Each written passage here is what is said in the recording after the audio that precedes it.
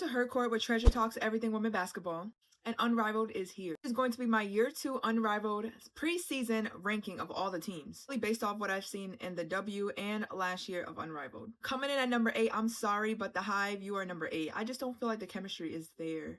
But overall, I feel like they do have a very fast team, a very calculated team, but I just don't see them at right now. They're number 8. Next, we have Mist. Something about Mist just doesn't give 3-on-3. Something about Mist, I feel like they have a good starting 5 out of their 6, but I can't see how they're going to balance the 3-on-3 chemistry. I could be 1,000% wrong. Can't wait to see it though.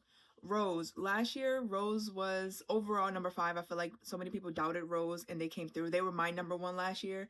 But I don't know. Maybe like the clutch team at the end of the season. You just never know with them. Especially working with Chelsea Gray.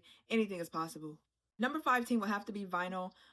They would be lower if I didn't have so much faith in Ryan. Like, I just have so much faith in Ryan. Ryan, I know she's gonna pull out them clutch shots when we really need them. And also they have BG. Height is always important. As long as BG is moving. Sometimes BG be sitting there looking lost, but I have faith in BG too. Especially after her move to Atlanta. Maybe she's just a little bit more refreshed, a little bit more vertical. I'm excited to see some good blocks out of BG. So that's why they're at number 5. Number 4 would be Laces. The thing about the Laces is that they're so balanced. They have the perfect offense-defense split.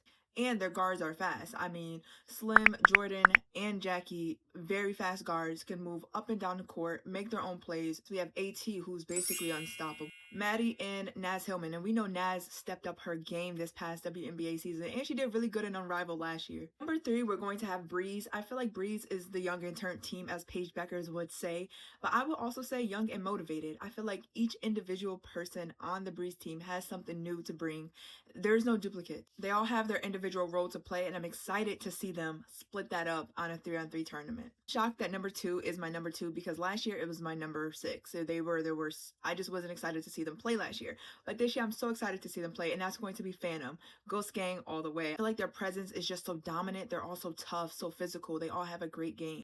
And just from what I'm seeing in scrimmages and reels and all the things on social media, I feel like their chemistry, they're locked in. Something about when Sabali gets that look in her eye, she sees red and it's over. Her defense and maybe Tips offense can really lead this team. I mean, I feel like they're all going to play their role, but those two, I really see those two shining a lot during this season. But not least, my number 1 team will be Lunar Owls. Lunar Owls last year, I think that I had them at number 2 or 3 because Rose was my number 1, but this year they're definitely number 1. And it's so sad that they won't have Fee. And I still think they're number 1, even without Fee, which is crazy for me to say because you guys know Fee is my girl.